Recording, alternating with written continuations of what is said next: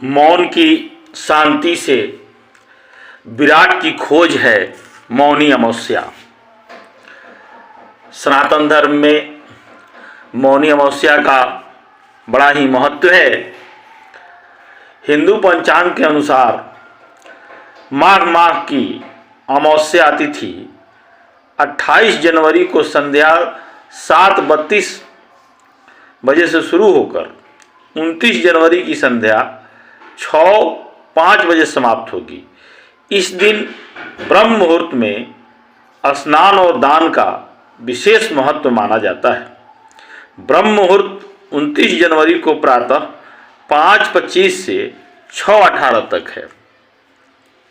माघ मास की अमावस्या को हमारे सनातन धर्म में मौनी अमावस्या के नाम से जाना जाता है और इसमें दान स्नान का बड़ा ही महत्व है। और इसमें एक अभी महाकुंभ जो लगा हुआ है उसमें दान स्नान का और भी महत्व को बढ़ा दिया गया है और भी महत्व बढ़ गया है। सनातन धर्म में मोक्ष की प्राप्ति, आत्मा की शुद्धि और पितरों की शांति के लिए विशेष अवसर माना जाता है। मौनी अमावस्या को प्रतिवर्ष माघ माह के कृष्ण पक्ष की अमावस्या के दिन मौनी अमावस्या मनाई जाती है। इस दिन पवित्र नदियों में स्नान और दान का भी विशेष महत्व है, जैसा कि मैंने आपसे बताया, जिसका महात्म्य धर्म ग्रंथों में भी बताया गया है। इस वर्ष 29 जनवरी को मौनी अमावस्या के दिन प्रयागराज में महाकुंभ का तीसरा अमृत स्नान है, जो इस पुण्य अवसर को और भी विशेष बना रहा है। इस दिन 29 जनवरी को क्या क्या संयोग बन रहे हैं, इसके बारे में मैं आपसे कुछ चर्चा करने जा रहा हूं। अच्छा लगे तो ज़्यादा से ज़्यादा शेयर करें, लाइक करें, सब्सक्राइब करें और बेल आइकॉन को जरूर दबाएं, जिससे हमारे नए वीडियो आपको सबसे पहले प्राप्त हो। तो देखिए, इसमें महाकुंभ की शुरुआत 13 जनवरी 2025 से ही हो चुकी है और हर दिन लाखों श्रद्धालु महाकुंभ में स्नान के लिए पहुंच रहे हैं। इस बार पूर्ण महाकुंभ जो है 144 साल बाद लगा है। महाकुंभ का ये तीसरा जो अमृत स्नान है, शाही स्नान भी जिसे कहते हैं हम, 29 जनवरी को मौनी अमावस्या के दिन होगा। इस दिन अमृत स्नान बहुत ही खास माना जा रहा है, क्योंकि इस दिन कई सारे दुर्लभ संयोग बन रहे हैं। दरअसल इस दिन चंद्रमा, सूर्य और बुध मकर राशि में त्रिवेणी संयोग बनाएंगे मिलती है। इसके अलावा इस दिन मौन व्रत रखने से वाक सिद्धि की प्राप्ति होती है।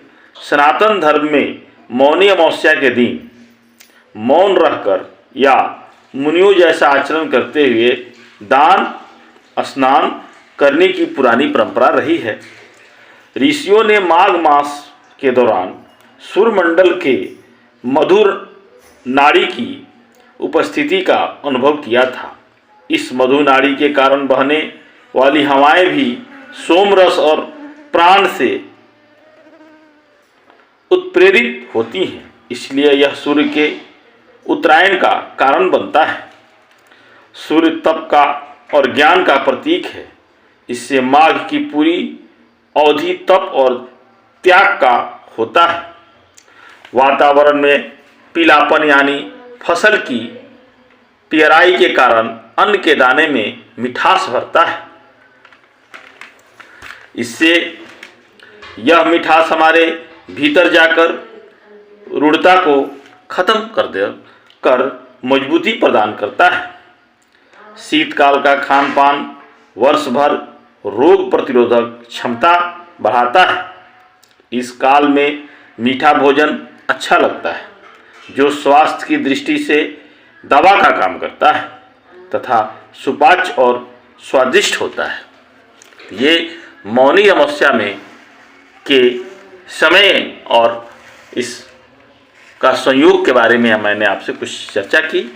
अब इस महाकुंभ में मौनी अमावस्या में जब आप जाएंगे तो उसके में आपको क्या फल प्राप्त होंगे, इसके बारे में हम 2 लाइन आपसे चर्चा कर रहे हैं। इस कुंभ पर्व के अवसर पर पतित पावनी भागवती भागीरथी गंगा, जिसे को ही भागीरथी कहते हैं, कि जल में स्नान करने से 1000 अश्वमेध यज्ञ, 100 वाजपेय यज्ञ, 1 लाख भूमि की परिक्रमा करने से जो पुण्य फल प्राप्त होता है वह एक बार ही कुंभ स्नान करने से प्राप्त होता है। इसलिए आप इस महाकुंभ में मौनी अमावस्या के दिन जरूर जाएं और अमृत स्नान करें। इससे आपको 1 लाख अश्वमेध यज्ञ करने के बराबर के पुण्य प्राप्त होंगे। इसलिए मैं आपसे आग्रह करता हूं कि महाकुंभ के पावन धरती पर माँ गंगा भागीरथी का स्नान अवश्य करें इस मौनी अमावस्या के दिन। जय श्री कृष्ण, जय श्री कृष्ण।